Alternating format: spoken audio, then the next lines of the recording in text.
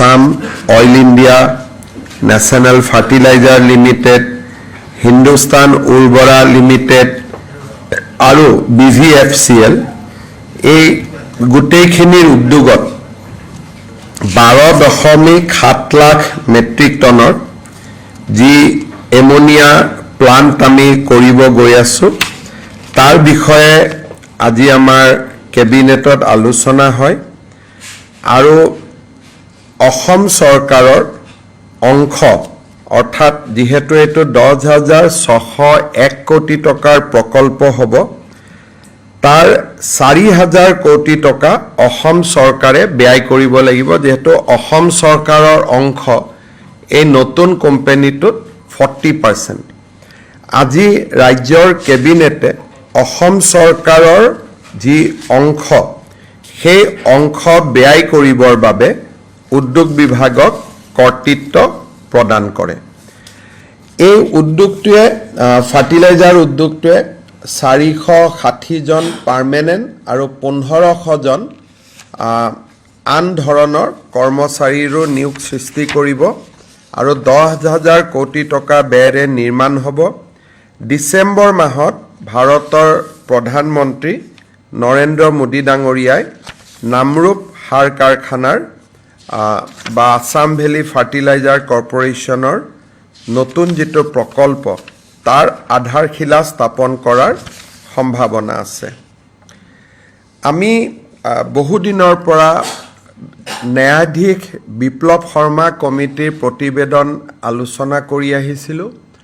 অসম চুক্তিৰ 6 নম্বৰ দফা অনুসৰি।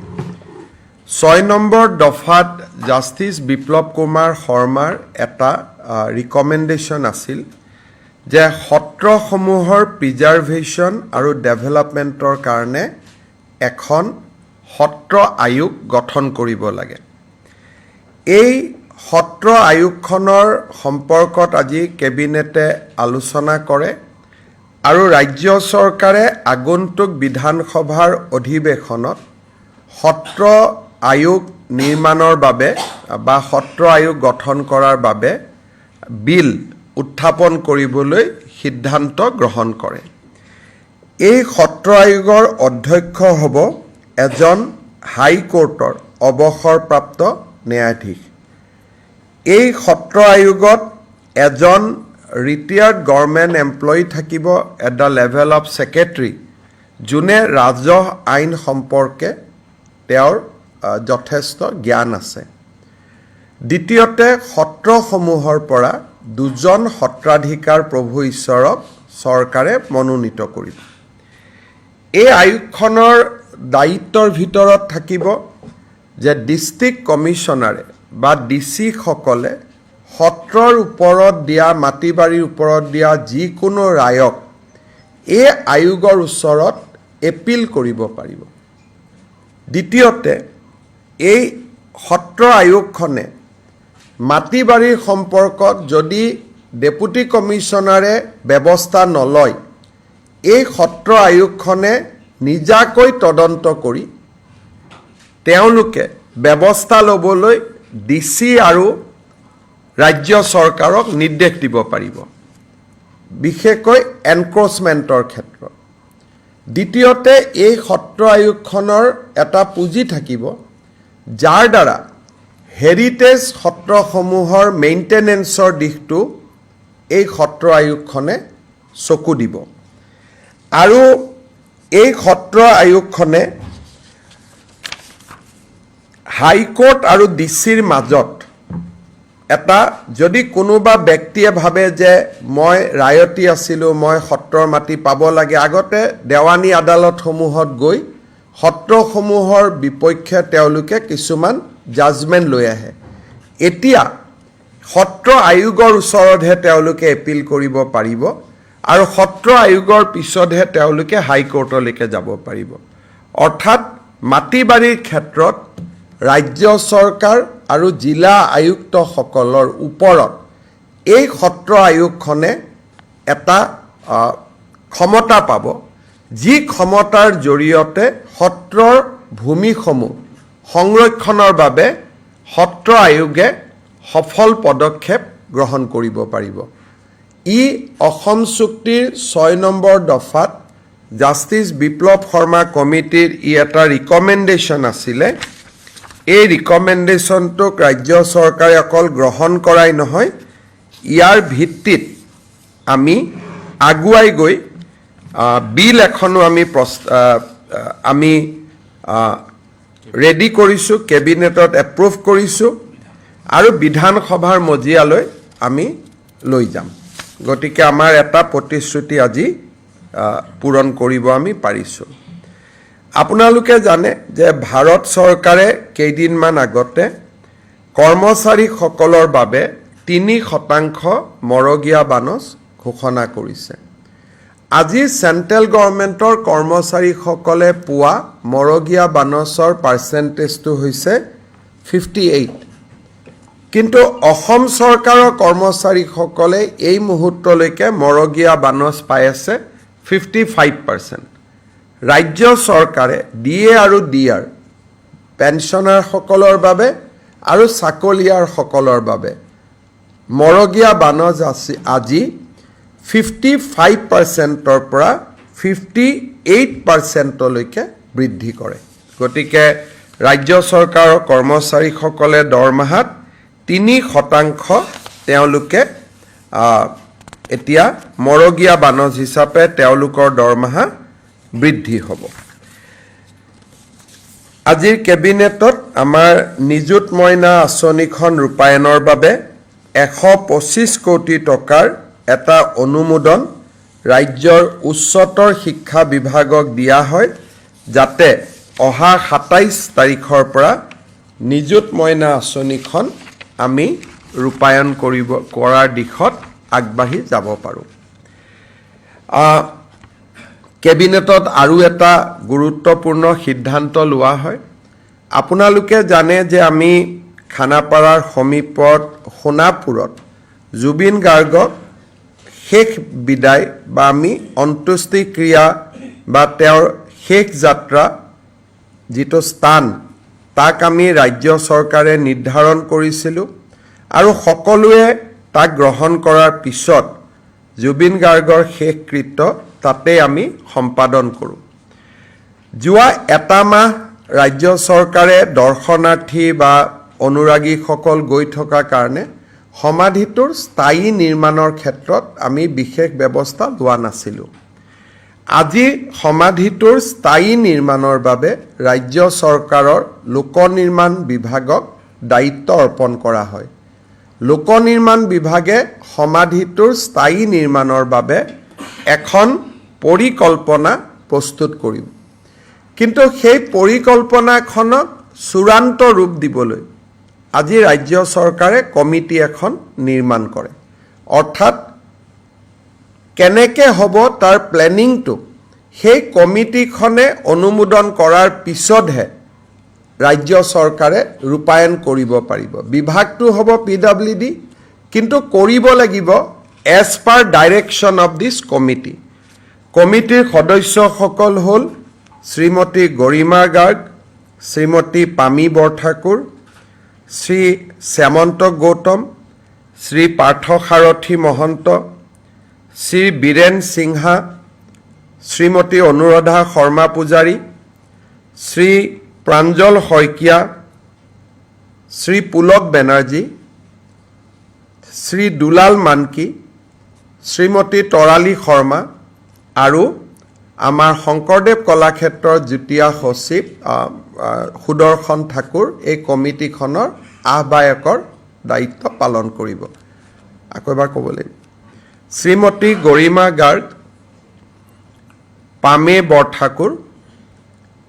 শ্যামন্ত গৌতম, পাৰ্থসাৰথী মহন্ত, বীৰেন সিংহা, অনুৰাধা শৰ্মা পূজাৰী, প্ৰাঞ্জল শইকীয়া, পুলক বেনাৰ্জী, দুলাল মানকি, তৰালী শৰ্মা আৰু সুদৰ্শন ঠাকুৰে এই কমিটিখনৰ আহ্বায়ক বা সচিবৰ দায়িত্ব পালন কৰিব। আৰু এই কমিটিখনে যিখন প্লেন বা যিটো আৰ্কিটেকচাৰত অনুমোদন জনাব তাকেই ৰাজ্য চৰকাৰে ৰূপায়ণ কৰিব। আমি ভাবোঁ যে অহা এমাহ বা ডেৰ মাহ বা দুমাহৰ ভিতৰত যদি পৰিকল্পনাখন প্ৰস্তুত হৈ উঠে লগে লগে আমি সমাধি ক্ষেত্ৰৰ স্থায়ী নিৰ্মাণৰ বাবে আমি আগুৱাই যাব পাৰিম মৃত্যুৰ তদন্তৰ ওপৰত আজি আমাৰ কেবিনেটত কেইটামান গুৰুত্বপূৰ্ণ কথা আলোচনা হয় SIT আমাক জনাইছে যে নৱেম্বৰ মাহৰ পিছত যিকোনো মুহূৰ্ততে তেওঁলোকে চাৰ্জশ্বীট দাখিল কৰিব পাৰিব অৰ্থাৎ যদিও ষ্টেটুটৰিলি তেওঁলোকৰ হাতত 90 দিন থাকে কিন্তু তেওঁলোকে ভাবে যে নৱেম্বৰ মাহৰ ভিতৰতে তেওঁলোকে তদন্ত সামৰি আদালতক অভিযোগনামা দিয়াৰ পথত আগবাঢ়িব নৱেম্বৰৰ শেষত হওক ডিচেম্বৰৰ ফাৰ্ষ্ট উইকত হওক কেবিনেটে আজি গুৱাহাটী উচ্চ ন্যায়ালয়ৰ মুখ্য ন্যায়াধীশক এটা ৰিকুৱেষ্ট কৰিবৰ বাবে সিদ্ধান্ত গ্ৰহণ কৰে যাতে এখন ফাষ্ট ট্ৰেক কোৰ্ট যাতে ন্যায় প্ৰদানৰ প্ৰক্ৰিয়া খুব সোনকালে হ'ব পাৰে কাৰণ মই দেখিছোঁ যে সকলোৱে জুবিন গাৰ্গৰ ন্যায় বিচাৰিছে জাষ্টিছ ফৰ জুবিন গাৰ্গ বুলি কৈছে আৰু ন্যায় আদালতে কৰে আদালতে বহুদিন সময় লয় ৰাইজে সেই সময়খিনি দিব বিচৰা নাই সেইকাৰণে আজি আমাৰ কেবিনেটত সিদ্ধান্ত গ্ৰহণ কৰা হৈছে যে মুখ্যমন্ত্ৰীয়ে মুখ্য ন্যায়াধীশৰ লগত যোগাযোগ কৰিব যিটো মুহূৰ্ততে আমি চাৰ্জশ্বীট দিব পৰা অৱস্থালৈ আহোঁ সেই মুহূৰ্তত যাতে আমি এখন ফাষ্ট ট্ৰেক কোৰ্ট পাওঁ য'ত ডে টু ডে হিয়াৰিং হ'ব পাৰে দৈনন্দিন হিয়াৰিং হ'ব পাৰে আৰু খুব সোনকালে এই অভিযোগনামাখনৰ ওপৰত আমাৰ বিচাৰ নিষ্পত্তি হ'ব পাৰে চ' ৰাজ্য চৰকাৰৰ আজি এইটো এটা কেবিনেটৰ সিদ্ধান্ত আছিল যে Guwahati high court should constitute a fast track court দ্বিতীয়তে ৰাজ্য চৰকাৰে এইটো সিদ্ধান্ত গ্ৰহণ কৰিছে যে ৰাজ্যৰ মহা অধিবক্তাৰ লগত আলোচনা কৰি আমি এজন স্পেচিয়েল পাব্লিক প্ৰচিকিউটৰ দিম যাৰ বেলেগ কোনো কাম নাথাকে তেওঁ কোৰ্টত অভিযোগনামা দাখিল কৰাৰ পৰা গোচৰটো ৰায়দান নোহোৱালৈকে তেওঁ যাতে এই কামটোতে নিৰন্তৰভাৱে লাগি থাকিব পাৰে সেইকাৰণে ৰাজ্য চৰকাৰৰ কেবিনেটে আজি এই ন্যায়ৰ প্ৰক্ৰিয়াক আগুৱাই লৈ যাবৰ বাবে এজন স্পেচিয়েল পাব্লিক প্ৰচিকিউটৰ আমি এপইণ্ট কৰাৰ বাবে সিদ্ধান্ত গ্ৰহণ কৰিছোঁ নাম আমি ঠিক কৰা নাই আমি ৰাজ্যৰ মহা অধিবক্তাগৰাকীৰ লগত আলোচনা কৰি আমি নামটো পৰৱৰ্তী সময়ত আপোনালোকক অৱগত কৰিব পাৰিম গতিকে আমি যিখিনি কাম সদায় কৰোঁ বা আমাৰ প্ৰত্যেকখন কেবিনেটতে আমি জাতি মাটিৰ কাৰণে আমি বহু সিদ্ধান্ত লওঁ সেইবিলাক আছিলেই তাৰ ওপৰত জুবিন গাৰ্গৰ আমাৰ দুৰ্ভাগ্যজনক মৃত্যু বা দুৰ্ঘটনা বা ষড়যন্ত্ৰমূলকভাৱে মৃত্যু এই গোটেই দিশটো তদন্ত কৰাৰ ক্ষেত্ৰত আৰু ন্যায়ৰ প্ৰক্ৰিয়াটোক আগুৱাই লৈ যাবৰ বাবেও আজি কেবিনেটে এই সিদ্ধান্তকেইটি গ্ৰহণ কৰে যোৱাকালি বাক্সা কাৰাগাৰৰ সন্মুখত যি ঘটনা সংঘটিত হ'ল তাৰ পৰিপ্ৰেক্ষিতত এই ঘটনাৰ লগত জড়িত কেইবাজনো ব্যক্তিক ৰাজ্যৰ আৰক্ষী প্ৰশাসনে চিনাক্ত কৰিছে ভিডিঅ'ৰ জৰিয়তে তেওঁলোকৰ আইডেণ্টিফিকেশ্যনৰ প্ৰক্ৰিয়া চলি আছে বৰ্তমানলৈকে যিসকল আইডেণ্টিফাই হৈছে তেওঁলোক হৈছে নুৰুল আলম তেওঁ মদুলিবাৰী বুলি গাঁৱৰ দ্বিতীয়তে মহিদুল ইছলাম তেওঁ all Bodoland minority students union যাক সৰুকৈ আমি ABMCU বুলি কওঁ তেওঁ ABMCUৰ কাৰ্যকৰ্তা দ্বিতীয়তে মুস্তাফা আহমেদ তেওঁ ABMCUৰ এজন কাৰ্যকৰ্তা ওচৰতে জেলৰ কাষতে দীঘলটঙা বুলি এখন গাঁও আছে সেই দীঘলটঙা গাঁৱৰ নিবাসী শিৱজন আলী তাৰপিছত দীঘলটঙা গাঁৱৰে শহীদুল আৰু এজন ব্যক্তিক গ্ৰেপ্তাৰ কৰা হৈছে আহেলা মিয়া বৰ্তমান তেওঁ ডি ভোটাৰ হৈ আছে অৰ্থাৎ তেওঁ সন্দেহযুক্ত বিদেশী ট্ৰিব্যুনেলত তেওঁৰ কেছ চলি আছে ৰমিজ আলী তেওঁক গ্ৰেপ্তাৰ কৰা হৈছে আৰু 8 নম্বৰ অভিযোগকাৰী হ'ল আছিক আৰু 9 নম্বৰ জন হৈছে হৰে কৃষ্ণ পাঠক হৰে কৃষ্ণ পাঠক পূৰ্বৰ আসুৰ সদস্য আছিলে এতিয়া তেওঁ তাৰে এজন কা আন্দোলনৰ সময়ত তেওঁক আসুৰ পৰা খুব সম্ভৱ বহিষ্কাৰ কৰা হৈছিলে হৰে কৃষ্ণ পাঠক এই 9 গৰাকী ব্যক্তিৰ নাম পোহৰলৈ আহিছে আৰু চৰকাৰে ভিডিঅ' ফুটেজৰ জৰিয়তে আৰু এই ঘটনাৰ লগত জড়িত ব্যক্তিসকলক চিনাক্তকৰণৰ প্ৰক্ৰিয়া চলাই আছে হয়তো অহা কালি পৰহি আৰু অভিযুক্তৰ নাম পোৱা যাব ৰাতিপুৱা মন্ত্ৰী ৰঞ্জিত দাসক মই এইমছলৈকে পঠাইছিলোঁ যোৱাকালিৰ ঘটনাৰ লগত দুজন লোক এইমছত দুজন যুৱক এইমছত চিকিৎসাধীন হৈ আছিলে তেওঁলোকক এটা সময়ত বিভিন্ন সংবাদ মাধ্যমত মৃত্যু হোৱা বুলিও কথা কোৱা হৈছিলে কিন্তু কালিৰ ঘটনাত কাৰো মৃত্যু হোৱা নাই দুইজন ব্যক্তি এতিয়া ষ্টেবল আৰু ৰিকভাৰীৰ পথত আগবাঢ়িছে বুলি এইমছ কৰ্তৃপক্ষই মন্ত্ৰী ৰঞ্জিত দাসক অৱগত কৰিছে মোৰ ফালৰ পৰা এইখিনিয়ে যদি আপোনালোকে কিবা সুধিব Sir, if you can repeat. লাঠি চাৰ্জ আৰক্ষীয়ে প্ৰথম কৰা নাই গোটেই ঘটনাটো এটা যদি ভিডিঅ' ক্লিপ চাই অকণমান ধাৰণাটো ভুল হ'ব যেতিয়া গুৱাহাটীৰ পৰা গাড়ীখন গৈ আছিলে তেতিয়া তাতে পেভাৰ্ছ ব্লক আছিলে পেভাৰ্ছ ব্লকবিলাক খুলি গাড়ীৰ ওপৰত পেভাৰ্ছ ব্লকেৰে 150 মান যুৱকে আক্ৰমণ কৰিছিল তেতিয়া তাত আমাৰ অসম আৰক্ষীৰ জোৱান এগৰাকী আঘাতপ্ৰাপ্ত হয় আৰু তেওঁ হস্পিটেলাইজ হয় গতিকে প্ৰথম শিলাবৰ্ষণ আৰক্ষী তাত জমা নোহোৱাৰ আগতে যেতিয়া কনভয় গৈ আছে কনভয়তে আক্ৰমণ কৰা হৈছিলে পিছৰ যিবিলাক ভিডিঅ' সেই ভিডিঅ'বিলাক পাৰ্ট কৰি বিভিন্ন সময়ত ওলোৱা ভিডিঅ' কিন্তু প্ৰথম ভিডিঅ'টো যদি আপোনালোকে চাই তেতিয়া সাংবাদিকসকলৰ লগতো তাতে মই কথা পাতিছোঁ যিকেইজন সাংবাদিকক মই জানো সাংবাদিক আৰু আৰক্ষীয়ে গুলীবৰ্ষণ শিলাবৰ্ষণত দলঙৰ তলতো আশ্ৰয় ল'বলগীয়া হৈছিলে আৰু তাত নিউজ লাইভৰ সাংবাদিকগৰাকীও আছিলে মই তেওঁৰ লগতো কথা পাতিছিলোঁ গতিকে সকলোৱে এইটো কথা কৈছে যে চলন্ত গাড়ীত প্ৰথমতে আক্ৰমণ কৰা হয় গতিকে ইয়াত আমি যিবিলাক ভিডিঅ' পাইছোঁ সেই ভিডিঅ'বিলাক কাট পিছৰ ভিডিঅ' দ্বিতীয়তে আৰু এটা কথা কৈছে যে বাস্কা জেলখন খুব ভাল তাতে বিচনাও নাই আজি ৰূপেশ গোৱালাই আমাক কৈছে যে তাতে ইভেন বিচনাও নাই কাৰণ জেলখন নতুন আছিলে কোনোবাই কৈছে তাত এয়াৰ কণ্ডিশ্যন আছে তাত ভালকৈ ইলেক্ট্ৰিচিটি কানেকশ্যনো নাই কোল্ড ড্ৰিংকছখিনি খাইছিলে পুলিচৰ কনষ্টেবল কেইজনে খোৱা পানীটো পুলিচৰ হাতত থকাৰ কাৰণে নিজে খাবৰ কাৰণে ৰখাৰ কাৰণে দুই এজন বাতৰি কাকতে অভিযুক্তৰ কাৰণে বুলি ক'লে এতিয়া অভিযুক্ত খাওক নাখাওক ডিউটিত থকা পুলিচেতো পানী খাব লাগিব তেওঁলোকতো জুবিনৰ অনুৰাগী গতিকে এই আৰু জেলখনৰ ভিতৰতো আপোনালোকক কেতিয়াবা আমি লৈ যাব পাৰিম আপোনালোকে চাব পাৰিব তাত দূৰণিলৈকে ক'তো এয়াৰ কণ্ডিশ্যন নাই সেইটোকে কৈছোঁ যে আপোনালোকে নিজে চিন্তা কৰক কালি যদি দুজন ল'ৰাৰ মৃত্যু হ'লহেঁতেন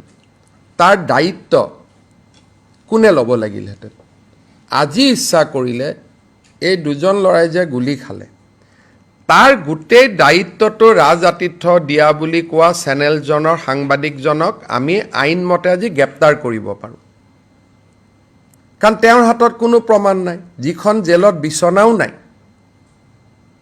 আজি ৰূপেশ গোৱালাক কেবিনেটত আমি সুধিছিলোঁ যে এই জেলত কি আছে বোলে দাদা তাততো বিচনাও নাই অকল মেট্ৰেছ আছে নিৰাপত্তা দিব লৈ যোৱা হৈছে ৰাজ আতিথ্য নহয় দুইটাৰ মাজত পাৰ্থক্য আছে তাত ক'লে এয়াৰ কণ্ডিশ্যন আছে আজি এই দুইজন ল'ৰা যে যদি মৃত্যু হ'লহেঁতেন এই মৃত্যুৰ দায়িত্ব কোনে ল'লেহেঁতেন শীতল পানীয় বুলি কোৱা চেনেলটোৱে নহ'লে ৰাজআতিথ্য দিয়া বুলি কোৱা চেনেলটোৱে। এতিয়া মই কাৰো ওপৰত ষ্টিক হ'ব খোজা নাই, সকলোকে ধৰি লৈছোঁ জুবিন অনুৰাগী। কিন্তু যদি কালিৰ ঘটনাটোৰ তদন্ত হয়, তেতিয়াহ'লে প্ৰথম প্ৰভোকেশ্যনটো এটা চেনেলৰ সাংবাদিকৰ পৰা আহিব, যোনে ৰাজআতিথ্য দিয়া বুলি ক'লে। নম্বৰ 2, শীতল পানীয় খোৱা বুলি ক'লে। গতিকে ক্ৰিমিনেল কেছটো এনেকুৱা হয় যে সাংবাদিকসকলৰ ফ্ৰীডম অফ স্পীচ আছে, কিন্তু সঁচা মিছা বাতৰি কৈ থকাটোত ফ্ৰীডম অফ স্পীচৰ ভিতৰত নপৰে। গতিকে এই বিষয়টো মই ভাবোঁ যে আপোনালোকে যদি জেলখন চাব খোজে যাবও পাৰিব 2 দিন পিছত, পৰিৱেশটো অলপ ঠাণ্ডা হৈ গ'লে। জেল ৰাজআতিথ্যৰ জেগা হ'ব পাৰে নেকি? জেলেই। জেল কেনেকৈ ৰাজআতিথ্যৰ জেগা হ'ব পাৰে? আমি সেইকেইখন টকা খৰচ কৰি জেলহে বনাইছোঁ, আমিতো হোটেল বনোৱা নাছিলোঁ। জেলত কি থাকে? সৰু সৰু ৰুম থাকে, এটা ৰুমৰ পৰা এটা ৰুমত আহিব নোৱাৰা, ডাঙৰ ডাঙৰ ৱাল থাকে। জেলত ৰাজআতিথ্য হ'ব পাৰে নেকি? যদি আমি হোটেল এখনক জেললৈকে কনভাৰ্ট কৰিলোহেঁতেন, তো ৰঞ্জন দৈমাৰীৰ ক্ষেত্ৰত আমি তেওঁক এটা গেষ্ট হাউচত ৰাখিছোঁ। NDFBৰ বহুত কেইজন একিউজত চিৰাঙত এখন আমি গেষ্ট হাউচত ৰাখিছোঁ। তাত ক'ব পাৰে ৰাজআতিথ্য বুলি, আৰ্গুমেণ্ট চেক। কিন্তু জেলতে ৰাখিলে জেলখন কেনেকৈ ৰাজআতিথ্য হ'ব পাৰে?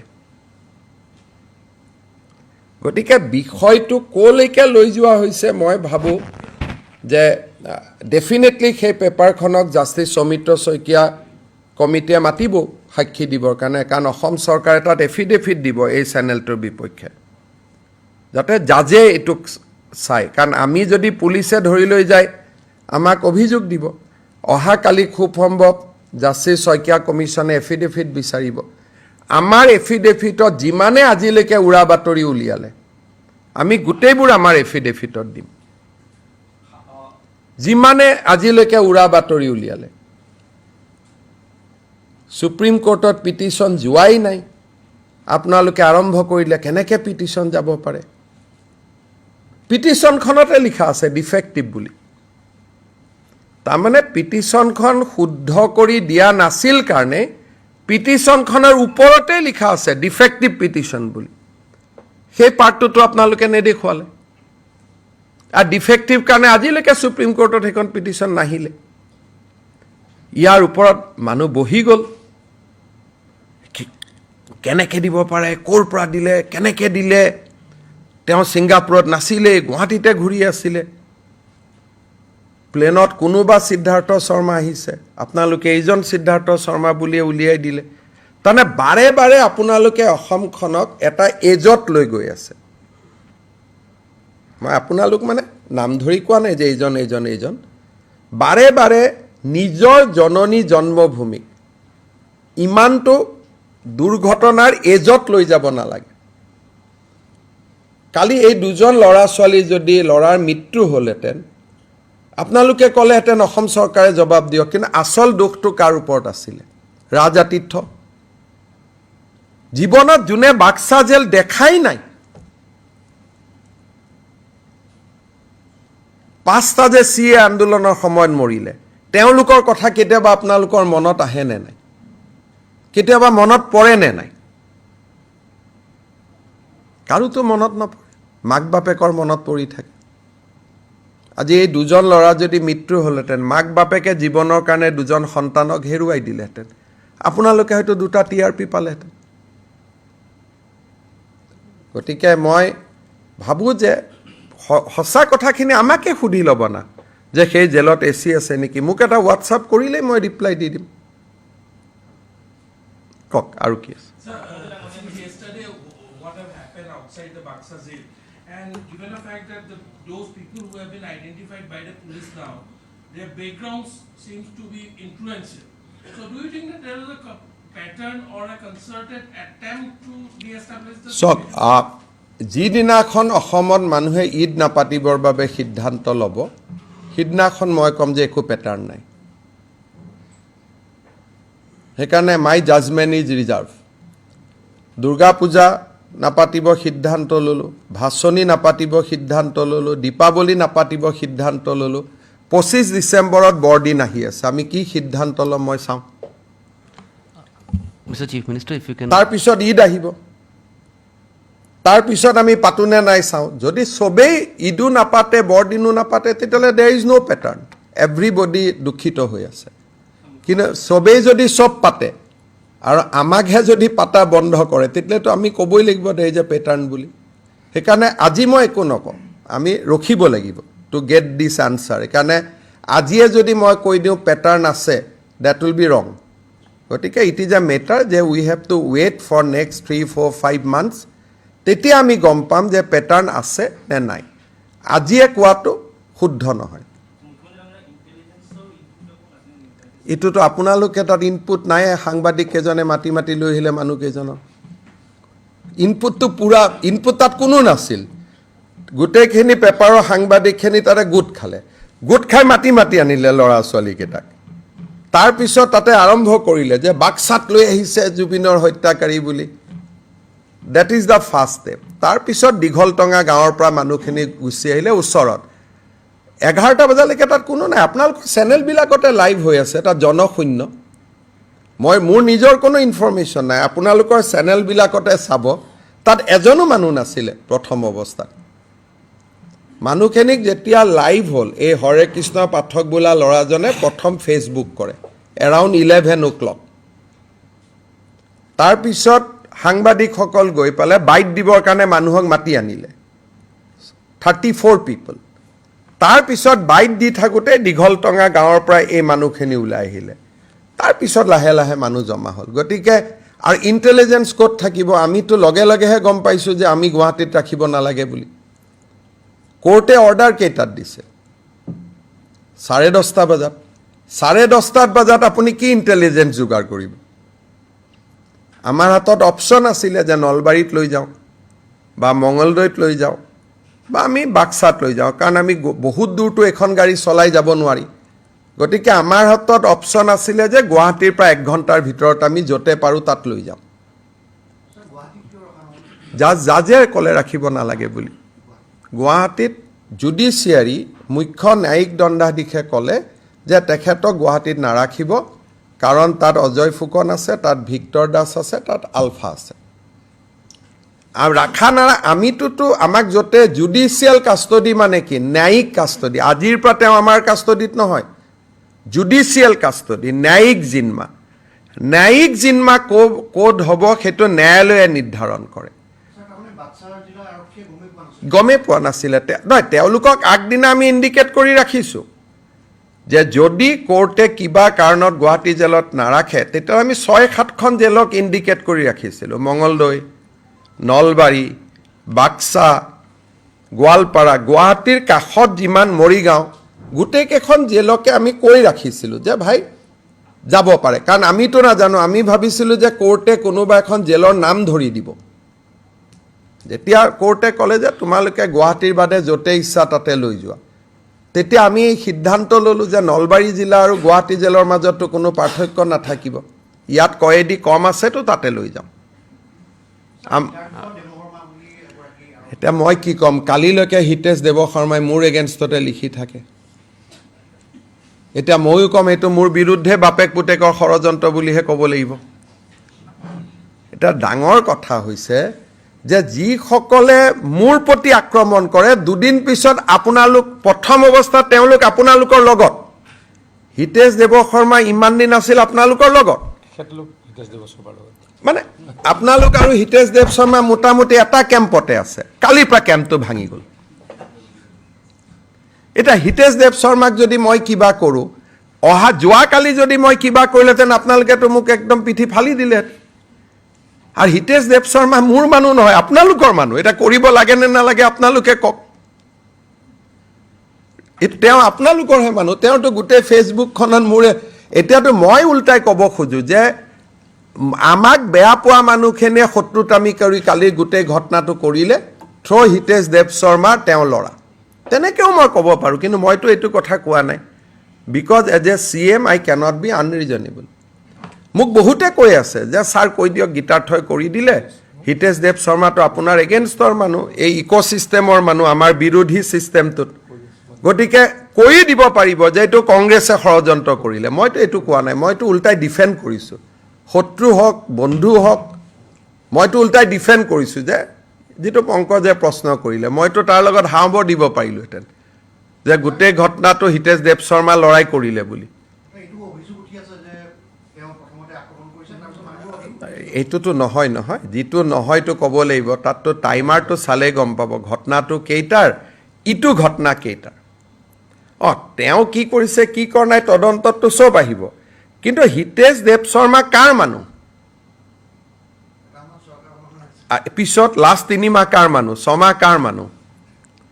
আপোনালোকৰ মানুহ এই গোটেই ঘটনাটোতো তেওঁৰে ফেচবুক পোষ্ট চাৰ্কুলেশ্যন হৈ আছে এনেকে মানুহবোৰ সৰি গৈ থাকিব চবৰ ওপৰতে যেতিয়া এটা ঘটনা হয় গুলীচালনা হয় তাৰ এটা দণ্ডাধীশ পৰ্যায় তদন্ত হয় এইটো ৰুলতে আছে গতিকে তদন্ত ডেফিনেটলি হ'ব পুলিচে গুলি খুলিলেই তদন্ত হয়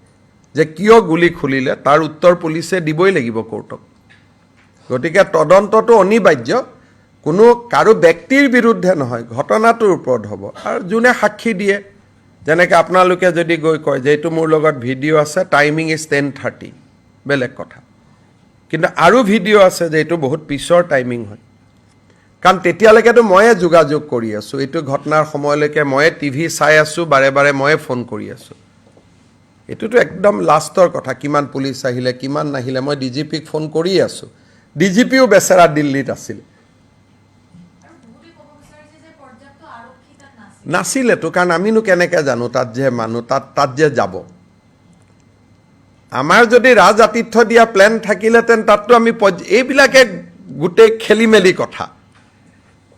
এটা টিভিয়ে কৈছে আমি তাত ৰাজ আতিথ্য দিবলৈ গৈছোঁ যদি আমি ৰাজ আতিথ্য দিবলৈ গৈছোঁ তাততো পুলিচ থাকিব লাগিব আকৌ আপুনি কৈছে তাত পুলিচ নাই তাৰ মানে আমিও গম নাপাওঁ যে তেওঁ তাতে যাব আৰু সেইকাৰণে তাত পুলিচ নাছিলে মাত্ৰ 60 গৰাকী পুলিচ আছিলে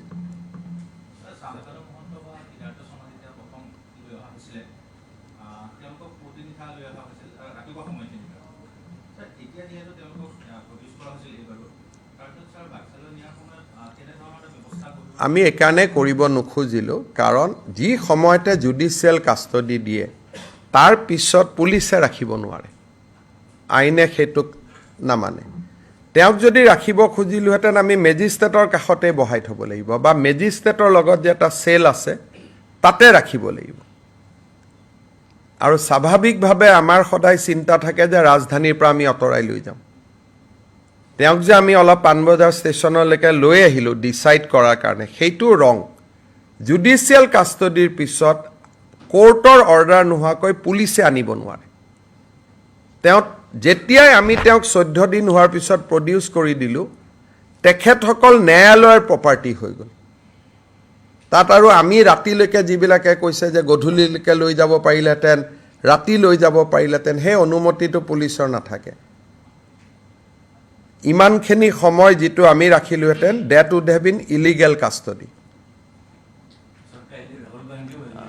আহিব লাগে খালি 28 দিনৰ পিছত আহিছে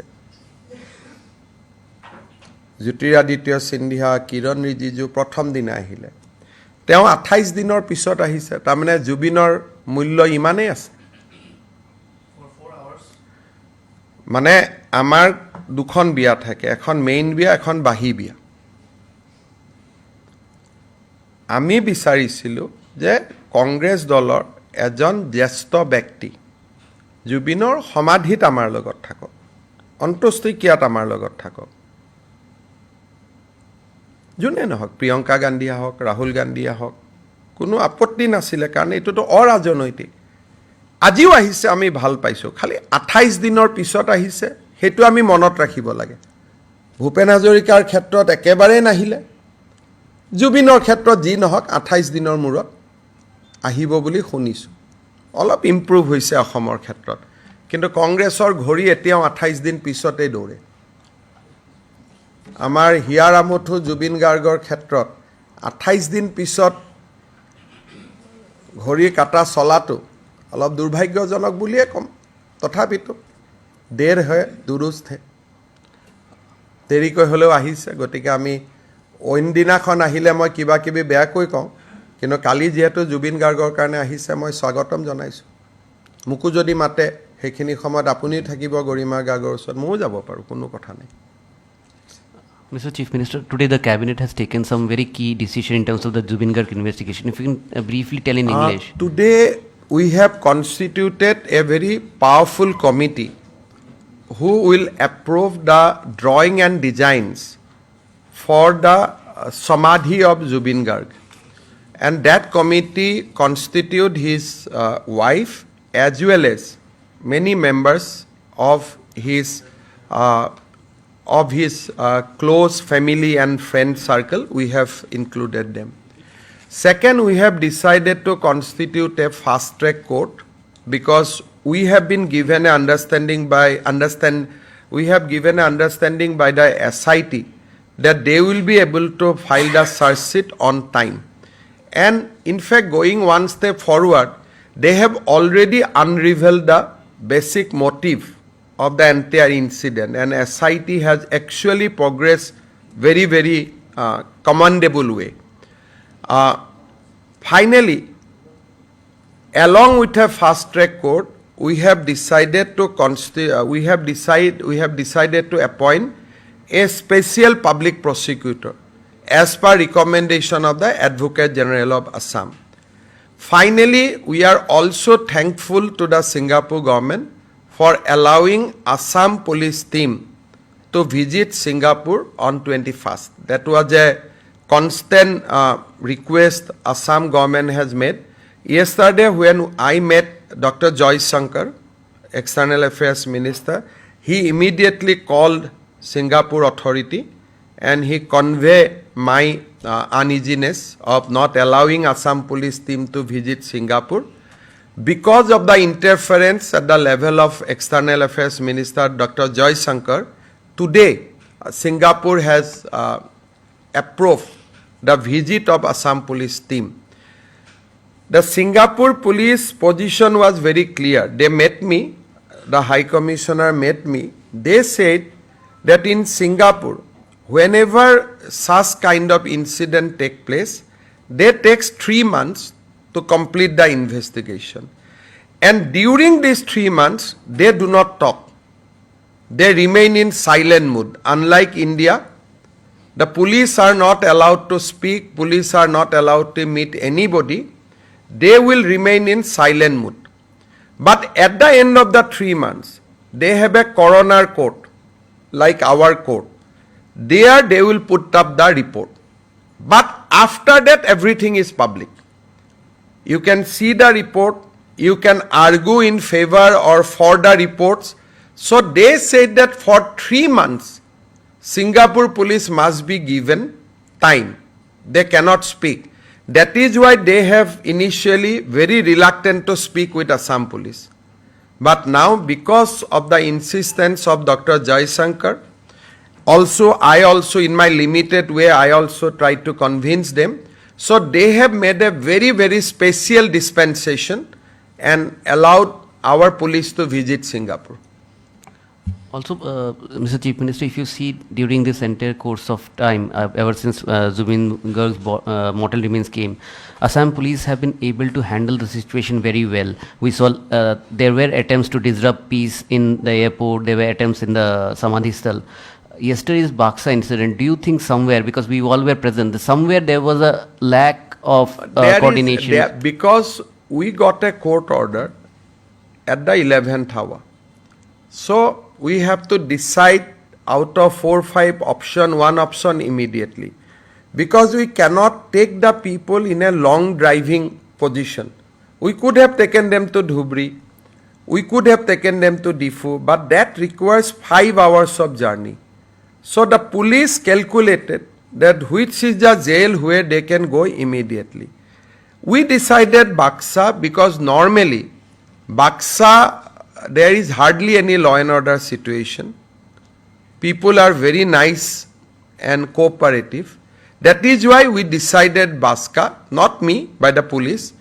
and they have just shifted them because once judicial custody is allowed, you cannot have him with you in police custody. So in the process, there was some, I think you have seen the instigation. And if you look at the press interview prior to their incident, the kind of question was put by press to the common people, all these things I think will go to Justice Soumitra Saikia's commission and things will come whose lapse it was.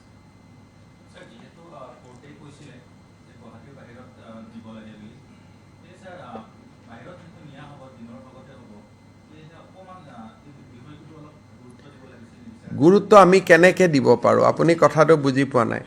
10:30 বজাত কোৰ্টে আমাক নিৰ্দেশ দিলে যে তেওঁক এখন সিকিউৰ জেলত লৈ যাওক আমি ক'ত ৰাখি থম তেখেতক সেই মাজৰ সময়খিনি ক'বাত ৰাখি থ'লেতো আমি চাহ খুৱাব লাগিব ভাত দিব লাগিব আপোনালোকে কি অৱস্থা কৰিলেহেঁতেন ভাবক কি ধৰণে আমি চলি আছোঁ এটা আমাৰ বাদে কোনেও নাজানে 28 দিন আমি কোনেও খোৱা নাই বাক জুবিনৰ কাৰণে নুখুলে ভাল লাগিলহেঁতেন প্ৰেছৰ কাৰণে ছ'চিয়েল মিডিয়াৰ সব কথাতে পইণ্ট উলিয়াই দিয়ে এতিয়া যদি কয় যে মই কথা কৈ আছোঁ এই নীলাটো পিন্ধি কিয় কথা কৈ আছে কিয় বগাটো পিন্ধা নাই এনেকৈ ধৰণে মানে মই নিজেও নাজানো যে অসমীয়াই পিছত কি বুলি কাক জবাব দিব যোৱা 28টা দিনত যি ধৰণে ভুৱা বাতৰি উৰা বাতৰি প্ৰচাৰ হৈছে পিছত কি জানি আমি নিজে নিজক লাজ পাম মই আগতে কৈছোঁ জুবিনৰ মৃত্যুৰ আগত এইসকল কেতিয়াও জুবিনৰ অনুৰাগী নাছিলে মই এতিয়া নাম ক'লে নাম নোকোৱাকৈ ক'ম এটা বাতৰি গোষ্ঠীত জুবিনে গৈ আক্ৰমণ কৰিছিলে অতিষ্ঠ হৈ জুবিনৰ বিপক্ষে লিখি থকাৰ কাৰণে আপোনালোকৰ মনত আছে নাই নাজানো এটা বাতৰি কাকত গোষ্ঠীয়ে 3 দিন মোৰ বিষয়ে যেনেকৈ লিখে একজেক্ট সেই শব্দবোৰ ব্যৱহাৰ কৰি 3 দিন জুবিন গাৰ্গৰ কথা লিখিছিল শেষত জুবিনে অতিষ্ঠ হৈ বাতৰি কাকত গোষ্ঠীটোক আক্ৰমণ কৰেগৈ আক্ৰমণ মানে তাৰ যিটো মেজাজ আছিল গেট ভাঙি সোমাই গ'ল তেতিয়া পেপাৰখনে পিছদিনাখন লিখিলে যে জুবিন গাৰ্গৰ সাংস্কৃতিক অনুষ্ঠান বৰ্জন কৰিব লাগে সেই অনুষ্ঠানটোৰে ডিব্ৰুগড়ত এটা তেওঁলোকৰ কিবা এটা জয়ন্তী আছিলে জুবিন গ'ল ডিব্ৰুগড়লৈকে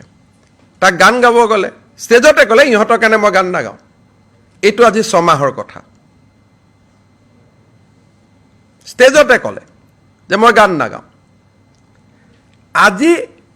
সেই বাতৰি কাকত আৰু টিভি একেবাৰে অমুক কৰিছে তমুক কৰিছে শীতল পানীয় গতিকে মই নিজে বুজি নোপোৱা হৈ গৈছোঁ যে আমি কোনখন অসমত আছোঁ এই গোটেই কথাটো মই আকৌ এবাৰ কৈছোঁ যে জুবিনৰ যেতিয়া ডিব্ৰুগড়ত বেমাৰ হৈছিলে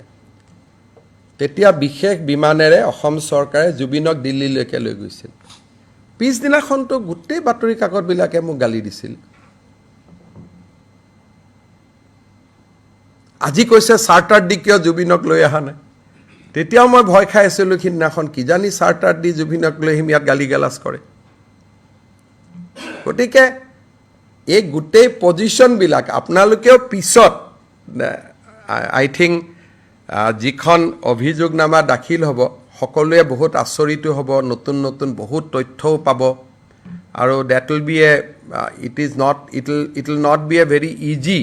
গোটেই বস্তুটো জাতিটোক এবজৰ্ভ কৰোঁতে সময় লাগিব অভিযোগনামাখন কাৰণ তাত বহুত কথা থাকিব গতিকে তেতিয়া আপোনালোকে নিজকে নিজে এবাৰ চোৱাৰ সময় পাব মইতো আচৰিত হৈ যাম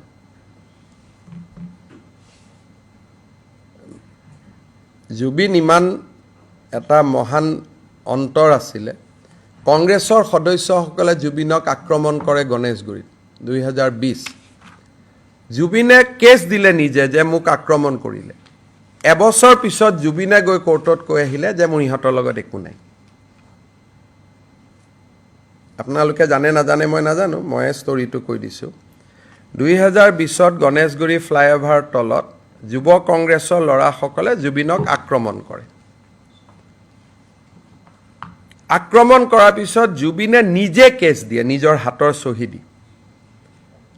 এবছৰ পিছত জুবিনে আদালতত গৈ কয় যে ল'ৰাকেইটাৰ লগত মোৰ একো দুশ্মনী নাই ইহঁতক এৰি দিওঁ গতিকে এই উত্থান পতান বহুতবিলাক আপছ এণ্ড ডাউন আছে পিছত যেতিয়া এইবিলাক ঠাণ্ডা হৈ যাব তেতিয়া মই ক'ম মই আজি ৰাতিপুৱা মোক এজনে 3খন পেপাৰ দি থৈ গৈছে ইমান ফুল পেজ যেনেকৈ মোৰ এগেইনষ্টত কেতিয়াবা প্ৰেছৰ গোটেই পেজবোৰ লিখি দিয়ে ওপৰৰ পৰা তললৈকে তাত মানে প্ৰধানমন্ত্ৰীৰ বাতৰিও নাথাকে ৰাষ্ট্ৰপতিও নাথাকে অকল ময়ে যেনেকৈ তলৰ পৰা ওপৰলৈকে থাকোঁ তেনেকৈ ধ্ৰুৱ 3 দিন না 3 দিন জুবিন গাৰ্গক একেবাৰে শেষ কৰি দিলে পবিত্ৰই কৈছে দাদা মোৰ মনত আছে মোক ফোন কৰিছিলে জুবিনে মোকো লগ কৰিছিল যাবৰ কাৰণে তাতে ৰাতি তাতে গৈ পেলাই জুবিনে আক্ৰমণ কৰি দিলে মোৰ ভাষা নহয় বাতৰি কাকতখনে লিখিলে আমাৰ কাৰ্যালয়ত জুবিনৰ আক্ৰমণ বুলি ভাষাটো মোৰ নহয় জুবিনে হয়তো আক্ৰমণ কৰাও নাছিলে বাতৰি কাকতখনে লিখিলে মোৰ কাৰ্যালয়ত জুবিনৰ আক্ৰমণ এতিয়া তেওঁলোক জুবিনৰ অনুৰাগী হলো আমি বেয়া হৈ গলো আমি কি কৰিম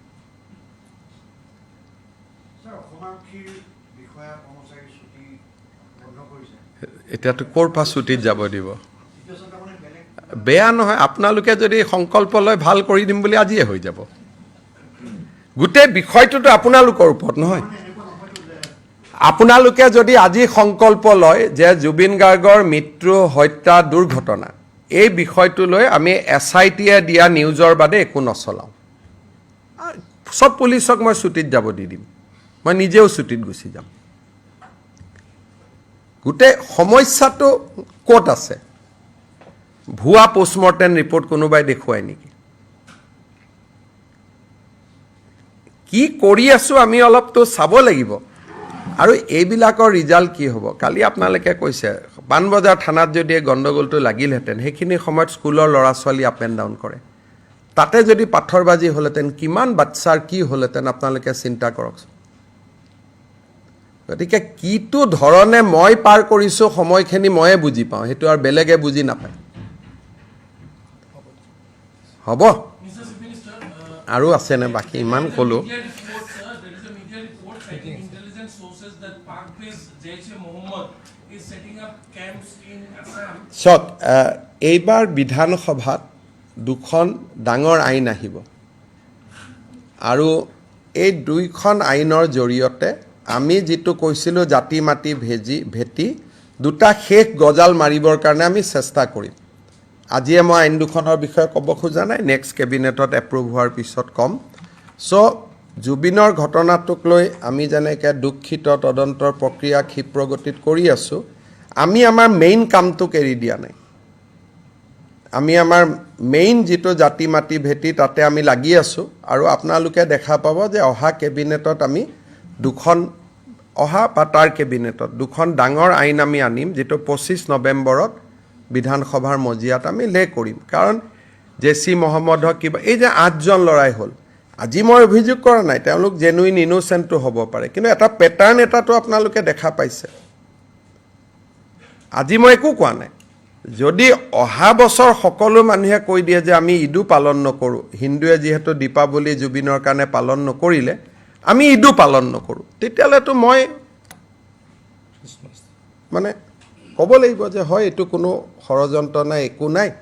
এইটো এটা খুব ধুনীয়া পৰিৱেশ এটা অসমত নিৰ্মাণ হৈছে কেশৱ দা সিনান ভাষণত কৈছে যে জুবিনৰ মৃত্যুৱে যিখন অসমৰ পৰিৱেশ গঢ়ি দিলে বুলি এজিপিত কৈছে কিন্তু পৰিৱেশটো গঢ়ি দিলে নে নাই তাৰ কাৰণে বৰদিন খ্ৰীষ্টমাছ ঈদলৈকে ৰখিব লাগিব আজি এইটো ক'ব নোৱাৰে হয়নে নহয় বহুত বহুত ধন্যবাদ